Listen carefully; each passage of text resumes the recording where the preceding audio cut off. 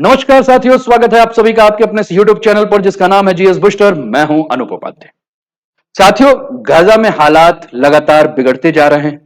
Israel और Hamas के बीच का जो संघर्ष है, अब वो सिर्फ गाजा की गलियों तक ही सीमित नहीं रहा है, बल्कि पूरे पश्चिम एशिया की स्थिरता को जो है वह हिलाकर रख दिया है। ऐसे माहौल में अमेरिका के राष्ट्रपति डोनाल्ड ट्रंप ने अचानक अपनी सक्रियता बढ़ा दी है और उन्होंने अरब और मुस्लिम देशों के शीर्ष नेताओं के साथ एक बैठक की है। और उस बैठक के बाद उन्होंने एक बयान दिया है और बयान यह दिया है कि हम गाजा के युद्ध को खत्म करेंगे।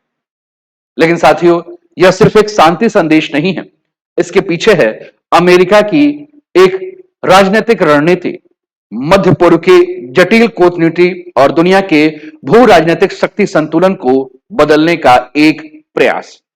आज के इस वीडियो में हम गहराई से समझेंगे कि ट्रंप का जो यह कदम है, यह सिर्फ गाजा के युद्ध तक ही सीमित नहीं है, बल्कि पूरे वैश्विक राजनीति के लिए यह बहुत ही ज्यादा महत्वपूर्ण है।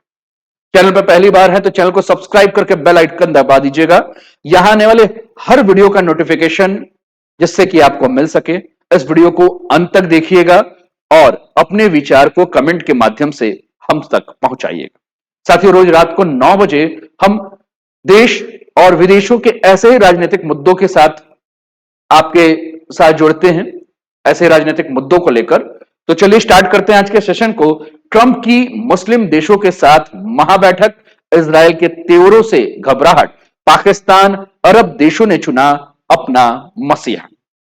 आगे बढ़ते हैं साथियों, और ये आपकी स्क्रीन पर एक और तस्वीर है जो कि यूनाइटेड नेशन के जनरल असेंबली की तस्वीर है, 23 सितंबर यानी कि कल की, जिसमें तुर्की के राष्ट्रपति रेसिप तय्यिप एर्दोगन है, जिसने जम्मू कश्मीर का मुद्दा जो है वो यूनाइटेड नेशन में जो है उठाया है। इन लोग की आदत है, उठाते रहते हैं।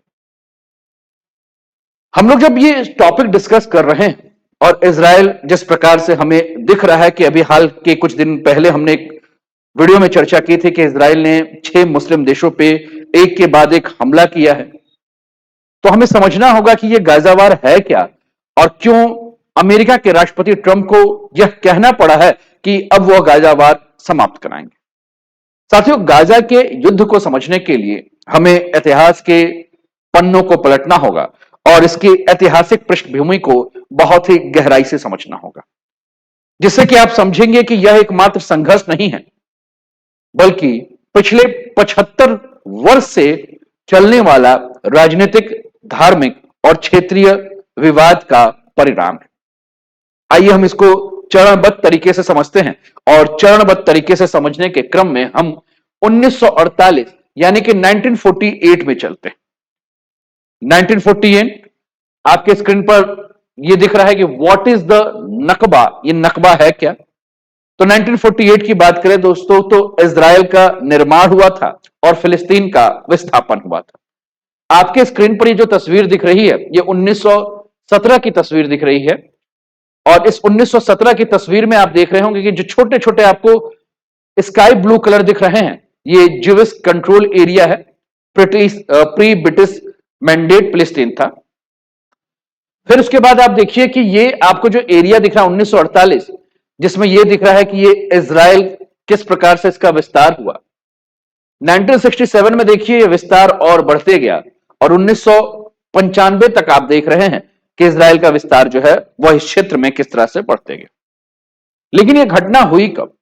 साथियों, द्वितीय विश्व युद्ध के बाद यहूदी शरणार्थियों की बड़ी संख्या जो है वह यूरोप से पलायन कर रही थी और ब्रिटेन का एक क्षेत्र था फिलिस्तीन, जिसको कि मांडेट क्षेत्र कहा जाता था, और इस क्षेत्र में यहूदियों और अरबों के बीच में जो है वो तनाव बढ़ता गया। 1947 के बारे में बात करें तो 1947 में यूएन का एक पार्टीशन प्लान 1947 का आया और 1947 का जो पैलेस्टीन प्लान ऑफ पार्टीशन जो यूएन का आया, जो कि आपके स्क्रीन पर तस्वीर देख रही है, एक तरफ जीविश स्टेट नजर आ रहा है और दूसरी तरफ आपको यहां अरब स्टेट लिखा हुआ दिख रहा है। तो संयुक्त राष्ट्र ने फिलिस्तीन को 2 हिस्से में बांटने का प्रस्ताव रखा। एक हिस्सा जो कि यहूदियों के लिए था, जिसको कि इजराइल कहा गया, और दूसरा हिस्सा जो कि फिलिस्तीनियों के लिए था, अरबों का हिस्सा, ये आप समझ सकते हैं। लेकिन अरब देशों ने यूनाइटेड नेशन के इस पार्टीशन प्लान को अस्वीकार कर दिया और अरब देशों ने जब यूनाइटेड नेशन के इस पार्टीशन प्लान को अस्वीकार किया, तो 14 मई 1948, ये डेट आप याद रखिएगा, 14 मई 1948 को क्या हुआ? 14 मई 1948 को इस दिन इजराइल के औपचारिक निर्माण की घोषणा।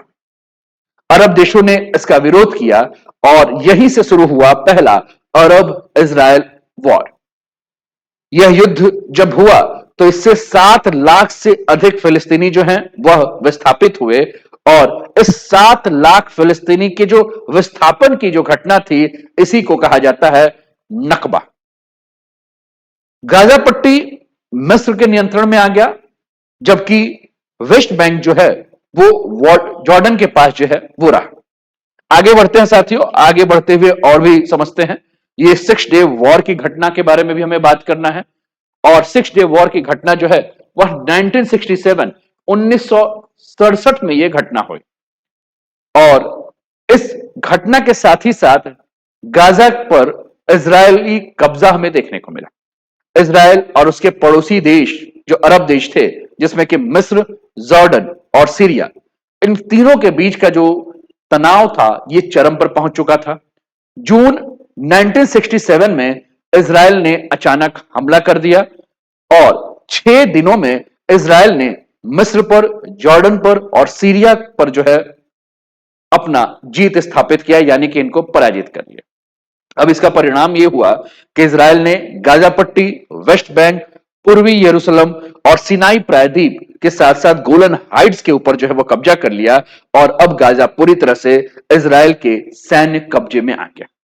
और यह महत्वपूर्ण इसलिए भी है कि यह वह मोड़ था जहां फिलिस्तीनी प्रतिरोध संगठन पीएलओ ने हथियार बंद संघर्ष का जो है वो रास्ता चुना। आपके स्क्रीन पर और आगे बढ़ते हैं, और आगे बढ़ते हुए बातों को और ज्यादा समझते हैं। थोड़ा सा मैप भी हम देख लेते हैं। आपके स्क्रीन पर ये मैप है साथियों, आप देख रहे हैं ये वेस्ट बैंक का एरिया आपको दिख रहा है, ये जॉर्डन का एरिया है, ये डेड सी है, मृत सागर है। ये जो एरिया है जिसको कि हम गाजा स्ट्रिप के नाम से जानते हैं, ये इजराइल की राजधानी तेल अवीव है, और ये भूमध्य सागर आपको आपके स्क्रीन पर मेडिटेरियन सी का एरिया दिख रहा है। ये इजिप्ट है, बाकी सारा एरिया आपको इजराइल का दिख रहा है। ये वेस्ट बैंक आपको दिख रहा है जिसपे हमने अभी बात किया। ठीक, अब हमें और भी क्या समझना है। 2007 में हमास का इस गाजा के ऊपर जो है वो पूर्ण नियंत्रण हो गया। 2006 में जो फिलिस्तीन का चुनाव हुआ था, इस फिलिस्तीन के चुनाव में हमास को अप्रत्याशित जो है वो जीत मिली, और यह जीत जो है, इस जीत ने फिलिस्तीन के राजनीति में एक बहुत बड़ा बदलाव किया।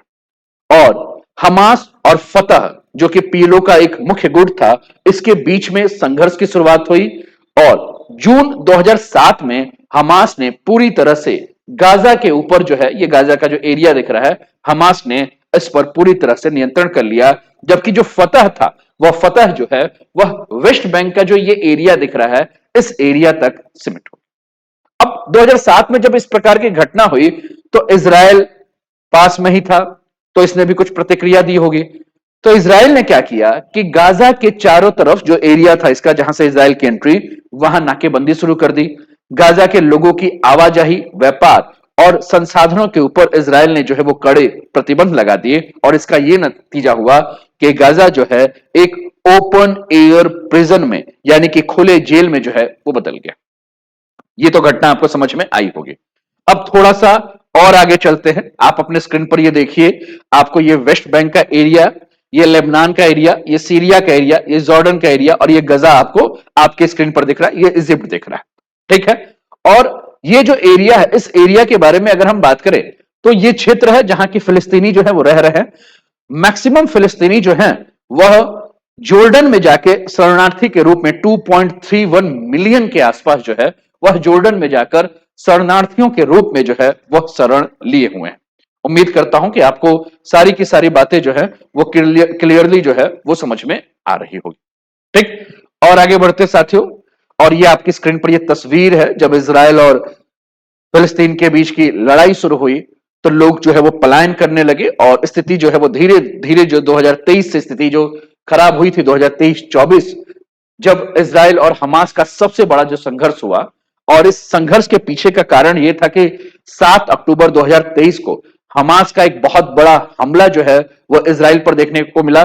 हमास ने इसराइल के ऊपर अचानक रॉकेट और ग्राउंड अटैक किया और लगभग 1200 इसराइल नागरिक और सैनिक जो हैं जिसमें मारे गए। अब कुल मिलाकर अगर हम बात करें तो ये जो हमला था वो 1973 के यौम किपुर वॉर के बाद अगर हम बात करें तो इसराइल के ऊपर सबसे बड़ा हमला जो है वो माना जाता है। अब इसराइल काफी गुस्से में था और इसराइल को हमास का जो है वो जवाब देना था, और इसराइल को जब हमास का जवाब देना था तो इसराइल ने ऑपरेशन शॉर्ड ऑफ आयरन की शुरुआत की। और ऑपरेशन शॉर्ड ऑफ आयरन जो है वो इसराइल के द्वारा एक ऐसा ऑपरेशन था जिसके बाद गाजा पर लगातार आज भी जो है वो हवाई हमले और जमीनी अभियान जो है वो देखने को मिलता है। हजारों फिलिस्तीनी नागरिकों की मौत हो गई और गाजा के बड़ा हिस्सा जो है वह खंडर के रूप में बदल गया, जिसकी तस्वीर मैं फिर से आपके साथ दिखाता हूं। आप अपने स्क्रीन पर यह तस्वीर देख रहे हैं, ये गाजा की तस्वीर है जहां आपको बिल्डिंग्स जो है वो खंडहर में तब्दील दिख रहे होंगे। ठीक, अब जब इस प्रकार की घटना हुई तो वैश्विक प्रतिक्रिया भी बड़ी अलग थी। अमेरिका जो है वह इसराइल के साथ खुलकर समर्थन में आ गया। अरब देशों ने हमास की निंदा की, लेकिन गाजा में जो मानवाधिकार संकट देखने को मिल रहा था उसकी आलोचना की। अंतरराष्ट्रीय स्तर पर जो है वह यह चर्चा होने लगी कि युद्ध विराम जो है वो जितनी जल्दी से जल्दी किया जाए। आज प्रेजेंट कंडीशन की अगर हम बात करें, वर्तमान स्थिति की बात करें, तो साथियों गाजा का माहौल जो है वो बहुत ज्यादा खराब है। और यह सिर्फ इजराइल और हमास के बीच का एक युद्ध नहीं रहा है, बल्कि यह मानवीय संकट, अरब देशों की राजनीति और अमेरिका की एक दुविधा, यानी कि तीनों का जो है वो मेल बन चुका है। गाजा के मानवीय संकट के बारे में बात करें तो गाजा में इंसानियत इस समय खतरे में आ चुका है। कई अस्पताल बमबारी से तबाह हो चुके हैं। जो बचे हैं वो मरीजों से ठसाठस जो है वो भरे हुए हैं। दवाई, डॉक्टर, ऑक्सीजन, सबकी कमी। भूख और प्यास से लोग परेशान हैं। गाजा में खाने पीने के सामान लगभग खत्म हो चुके हैं। पानी साफ नहीं है, लोग गंदा पानी पीने के लिए मजबूर हैं। बच्चे और बुजुर्ग सबसे ज्यादा प्रभावित है। 20 लाख से ज्यादा लोग जो है वो अपना घर गाजा से छोड़ चुके हैं। और गाजा के हर इलाकों की अगर हम बात करें तो हर इलाके में जो घर है वो खंडहर हो चुका है, लोग बेघर हो चुके हैं। जगह जगह पर भीड़ भाड़ और अफरा तफरी की कंडीशन जो है वो गाजा में है। और जैसा कि हमने कहा कि गाजा जो है एक ओपन एयर प्रिजन यानी कि खुले जेल की तरह हो गया। अब अमेरिका जब आज बात कर रहा है, थोड़ा सा और आगे बढ़ते हैं और आज की तस्वीर देखते हैं। ट्रंप अरब लीडर्स के साथ मीटिंग कर रहे हैं। आपको दिख रही है टर्की, यूनाइटेड स्टेट्स, और इस मीटिंग में जो है वो मुस्लिम कंट्रीज थी। तो Jordan, Egypt, Saudi Arabia, United Arab अमीरात, ओमान, टर्की, पाकिस्तान। अगर देखिए इसमें हम बात करें तो बैठक में कौन कौन शामिल था, तो इजिप्ट के प्रधानमंत्री थे, Turkey, Jordan, Qatar, Pakistan, UAE और इंडोनेशिया। यानी कि यहां के नेता जो है वो आज ट्रंप के साथ जो है वो मीटिंग कर रहे थे। और ट्रंप के साथ यहां के जब नेता मीटिंग कर रहे थे तो कहीं ना कहीं आज प्रश्न ये उठता है कि ये जो अरब देश के जो नेता मीटिंग कर रहे हैं ट्रंप के साथ, ये क्यों कर रहे हैं। साथियों, अरब देशों की स्थिति के बारे में बात करें तो अरब देश जो है वो बड़ी मुश्किल में है। सऊदी अरब हो, मिस्र हो, कतर हो, जॉर्डन हो, ये देश बार बार जो है वह शांति की अपील कर रहा है। वो चाहते हैं कि जितना जल्दी हो सके युद्ध रुके और बातचीत के द्वारा हल निकले। अरब की जनता जो है वो इजराइल और अमेरिका दोनों के ऊपर नाराज है। लोग सड़कों पर जो है प्रदर्शन कर रहे हैं और उनका आरोप है कि अरब देश जो है वह इजराइल के ऊपर ज्यादा शक्ति नहीं दिखा रहा है। सरकार दो तरफा जो है वो दबाव झेल रही है। एक तरफ जनता का गुस्सा है तो दूसरी तरफ अमेरिका और पश्चिमी देशों के साथ अरब देशों के संबंध खराब ना हो, इसकी भी चिंता जो है वह अरब देशों को। सेम हाल अगर हम बात करें तो अमेरिका का है। अमेरिका भी इस समय दो नाव पर जो है वो पैर रख रहा है। यानी कि अमेरिका की स्थिति बहुत पेचीदा है। अमेरिका हमेशा जो है वह इजराइल का सबसे बड़ा साथी रहा है। जब इजराइल ने अपना ऑपरेशन चालू किया तो अमेरिका ने खुलकर इजराइल का समर्थन किया। अमेरिका ने इजराइल को सैन्य और आर्थिक मदद भी जो है पहुंचाया। इसलिए अमेरिका जो है वो खुलकर इजराइल के साथ है। इसका अर्थ है कि अमेरिका इजराइल को छोड़ नहीं सकता। दूसरी तरफ अगर हम बात करें तो अमेरिका में लाखों अरबी और मुस्लिम वोटर हैं। और अमेरिका सिर्फ अगर इजराइल का साथ देगा तो जो वोटर है अमेरिका में वो आगे के चुनाव में अगर हम बात करें तो हो सकता है कि ट्रंप से गुस्सा हो जाए। और अमेरिका बिल्कुल भी नहीं चाहता है, यानी कि ट्रंप बिल्कुल भी नहीं चाहते हैं कि ट्रंप की वैश्विक छवि जो है खराब हो। आपको याद होगा कि कल भी यूनाइटेड नेशन जनरल असेंबली के मीटिंग में जो है वो ट्रंप ने कहा कि मैंने वैश्विक स्तर पर 7 युद्ध को रुकवाया है, यानी कि नोबेल प्राइज मुझे शांति का मिलना चाहिए।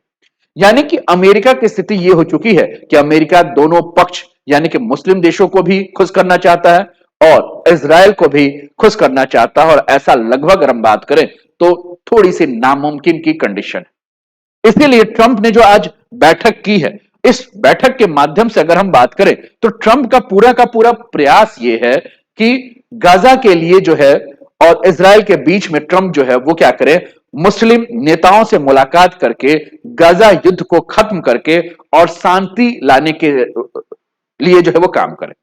और आपको याद भी होगा जब हमने टॉपिक को शुरुआत किया तो हमने कहा कि ट्रंप ने कहा कि हम गजा के युद्ध को जो है वो समाप्त करेंगे। We want to end the war in Gaza, we are going to end it, maybe we can end it right now. ये स्टेटमेंट था किसका? ट्रंप का।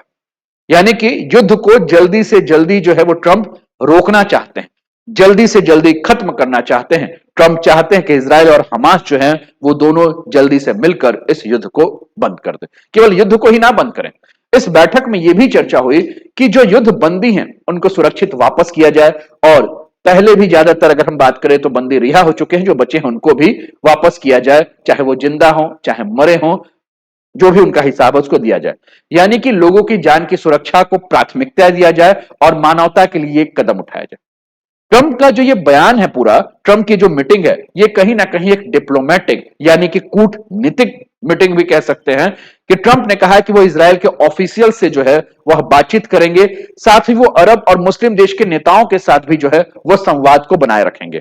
यानी कि कुल मिलाकर ट्रंप इस समय जो है वह युद्ध को रोकने के लिए सभी देशों के साथ मिलकर काम करना चाहते हैं। ट्रंप जो है वह मीडिएटर की भूमिका में जो है वो रहना चाहते हैं। अब भारत के लिए जो कंडीशन है, भारत को इस पर विचार करना होगा कि भारत किस प्रकार से काम करेगा। आपके स्क्रीन पर तस्वीर है साथियों, मार्च 18 2025, अप्रैल 25 2025 की कंडीशन है, और आप देख रहे हैं किस प्रकार से जो पट्टी दिख रही है, इस पट्टी से आपको समझ में आ रहा है कि किस प्रकार से युद्ध का क्षेत्र जो है वो बढ़ता जा रहा है। इजरायली वॉर ऑन गजा, 86% जो गजा स्ट्रिप है वह ऐसा एरिया हो गया है जहां से इजराइल ने जो है वो कहा है कि इस क्षेत्र में जो है वो कोई भी ना जाए, क्योंकि ये एरिया जो है वो इजराइल का हो चुका है। आज के मीटिंग की तस्वीर, UAE, Indonesia, Qatar, Turkey, United states, Jordan, Pakistan, Egypt, ये सारे देश के नेता जो है वो बैठे हुए हैं, और बैठ के जो है सऊदी अरबिया, ये सब ट्रंप के साथ जो है वो बात कर रहे हैं, ट्रंप के साथ चर्चा कर रहे हैं। अब भारत के लिए अगर हम बात करें तो स्थिति कैसी? साथियों, भारत मिडिल ईस्ट में प्रमुख ऊर्जा का ट्रेड पार्टनर है। चाहे हम बात यूएई की करें, चाहे सऊदी अरब की करें, चाहे कतर की करें, इन सारे देशों से भारत ऑयल गैस जो है वो खरीदता है, लेता है, और पाकिस्तान इस बैठक में शामिल था। आप समझिए कि पाकिस्तान का इंपॉर्टेंस जो है वो किस प्रकार से बढ़ता जा रहा है। तो साउथ एशिया में सुरक्षा और क्षेत्रीय डिप्लोमेसी के हिसाब से अगर हम बात करें तो भारत के लिए यह मीटिंग जो है बहुत ज्यादा महत्वपूर्ण था। भारत को इस मीटिंग के ऊपर बहुत ज्यादा जो है वो ध्यान रखने की आवश्यकता है, और भारत को मिडिल ईस्ट एशिया के क्षेत्र में अपनी डिप्लोमेसी को ध्यान रखना होगा। भारत हमेशा इस क्षेत्र को लेकर न्यूट्रल रहता है या बैलेंस अप्रोच अपनाता है। अगर मुस्लिम देश और अमेरिका के बीच में कुछ नया समझौता है तो होता है, तो भारत को भी अपना डिप्लोमेटिक टाइज जो है उसको मेंटेन रखना होगा, क्योंकि भारत के पास एनर्जी सिक्योरिटी की बात करें, ऊर्जा सुरक्षा की बात करें, तो यूएई, सऊदी अरब, कतर जैसे देश हैं जहां से भारत तेल ले रहा है। और गाजा संघर्ष के कंडीशन में अगर हम बात कर रहे हैं तो अगर ये बहुत लंबा खींचेगा तो कहीं ना कहीं ऐसा होगा कि भारत में इंपोर्ट कॉस्ट जो है वो आने वाले समय में बढ़ सकता है। इस मीटिंग में पाकिस्तान बैठा था, तो पाकिस्तान अगर इस मीटिंग में बैठा था, पाकिस्तान ने इस मीटिंग में भाग लिया, तो मुस्लिम दुनिया में पाकिस्तान को जो है वो ज्यादा तवज्जो मिल रहा है, और इसीलिए भारत को पाकिस्तान के साथ जो भी इशू है, खासकर कश्मीर वाला जो इशू है, उस पर ध्यान रखना होगा कि कहीं पाकिस्तान जो है वह अमेरिका को कश्मीर के इशू में अपने फेवर में ना ला दे, और कहीं ऐसा मत हो कि ट्रंप जो है वो इंटरनेशनल फोरम पर जा जाके कहें कि कश्मीर का जो मुद्दा है, जैसे तुर्की बार बार कह रहा है, वैसे ही अमेरिका जो है वो ना बोलने लगे, इसलिए भारत को बहुत केयरफुल तरीके से जो है वह काम करना होगा। मिडिल ईस्ट के क्षेत्र में अगर हम बात करें तो 8 से 10 बिलियन भारतीय जो है वो काम करते हैं। गाजा और मिडिल ईस्ट में अगर किसी भी प्रकार की इनस्टेबिलिटी होती है तो जो लोग वहां काम कर रहे हैं उनके लिए समस्या हो जाए। तो भारत को यहां तटस्थ रखना होगा, भारत को मध्यस्थ की भूमिका जो है वो अपनानी होगी। यानी कि भारत को अगर हम बात करें तो लड़ाई में किसी भी पक्ष का समर्थन नहीं करना है, बल्कि शांति की अगर हम बात कर रहे हैं तो भारत को इसमें जो है वह काम करना है। भारत को मानवीय मदद, ऊर्जा और व्यापार सुरक्षा के क्षेत्र में जो है वो बात करना है। भारत को इजराइल और फिलिस्तीन के बीच में जो संघर्ष हो रहा है उसमें हमने कहा कि संतुलन के बारे में सोचना होगा। और संतुलन के बारे में अगर हम सोचने के बारे में बात कर रहे हैं तो थोड़ा सा हमें इतिहास में चलना होगा। 1947 से लेकर 1990 की कंडीशंस को देखना होगा। 1947 जब भारत आजाद हुआ, जब नेहरू प्रधानमंत्री थे, तो जो नेहरू की पॉलिसी थी, जो नेहरू की नीति थी, उस नीति में अगर हम बात करें तो नेहरू ने पैलेस्टीन यानी कि फिलिस्तीन को समर्थन दिया था। 1947 के यूएन विभाजन का जो प्रस्ताव हुआ तो इंडिया ने फिलिस्तीन को सेल्फ डिटर्मिनेशन और स्टेटहुड देने का जो है वो समर्थन किया। नेहरू का तरीका यही था कि नेहरू जो है वह नॉन अलाइनमेंट और मोरल डिप्लोमेसी के साथ चले, और नेहरू का उद्देश्य यह था कि अरब देशों में इंडिया की क्रेडिबिलिटी जो है उसको बना के रखना। उसके बाद अगर हम बात करें तो 1992 में अगर हम बात करें तो भारत का इजराइल के साथ डिप्लोमेटिक रिलेशन शुरू हुआ। भारत इजराइल इकोनॉमी में, टेक्नोलॉजी में, डिफेंस में, इन सभी क्षेत्रों में जो है वह भारत के साथ मिलकर काम करने लगा। मतलब भारत के लिए अब यह कंडीशन हो गई कि भारत जो है वह इजराइल के साथ अपने संबंधों को बैलेंस करे और फिलिस्तीन का भी समर्थन जो है वो जारी रखे। और आज हमने यह भी देखा है, जब हमारे यहां ऑपरेशन सिंदूर हुआ तो इजराइल ने खुलकर भारत का समर्थन किया। तो इसमें भी भारत को जो है वह समझना होगा, सोच विचार कर जो है वो भारत को कदम उठाना होगा। साथियों, तो अगर हम इस टॉपिक पर बात करें तो हम ये कह सकते हैं कि ट्रंप का जो ये बयान आया है आज यूनाइटेड नेशन जनरल असेंबली के बाद जब अरब देशों के साथ मीटिंग हुई, तो ये बयान केवल शांति प्रक्रिया की बात नहीं है, बल्कि यह दिखाता है कि अमेरिका की विदेश नीति और आंतरिक राजनीति जो है वह गहराई से जुड़ी है। गाजा का युद्ध खत्म करना इतना आसान तो नहीं है, क्योंकि यह युद्ध सिर्फ दो देशों का मुद्दा नहीं है, बल्कि यह धर्म, भू राजनीति, ऊर्जा, वैश्विक शक्ति के संतुलन का एक मिश्रण है। अब आज के मीटिंग के बाद कल क्या होने वाला है, यानी कि भविष्य में क्या होने वाला है, ये तो भविष्य के गर्भ में छुपा हुआ है। लेकिन आपको क्या लगता है कि आज ट्रंप की जो मीटिंग हुई, ट्रंप जो कि इजराइल के खुल के समर्थक हैं, और ट्रंप जो कि अरब देशों को भी साथ लेकर चलना चाहते हैं, ट्रंप जो शांति के पुजारी बनना चाहते हैं, जो नोबेल की मांग कर रहे हैं, वो क्या करेंगे? क्या आने वाले कल के दिन में इजराइल और गजा के बीच का जो ये संघर्ष है ना, वो खत्म होगा? इजराइल और हमास के बीच का जो संघर्ष है वो खत्म होगा? आपको क्या लगता है? अपना कमेंट जो है वो करके हमें बताएं। तो उम्मीद कर रहा हूं कि आज का टॉपिक आपको समझ में आया होगा। और वीडियो को अभी तक सब्सक्राइब नहीं किया है तो चैनल को तो सब्सक्राइब कर दीजिए, वीडियो को लाइक नहीं किया तो लाइक कर दीजिए, अपने विचार को कमेंट के माध्यम से पहुंचाएं और ज्यादा से ज्यादा वीडियो अपने मित्रों के साथ शेयर करें। अपना ध्यान रखिए, स्वस्थ रहिए, मस्त रहिए, तंदुरुस्त रहिए, हंसते खेलते मुस्कुराते हुए जीवन का आनंद लीजिए। जय हिंद, जय भारत।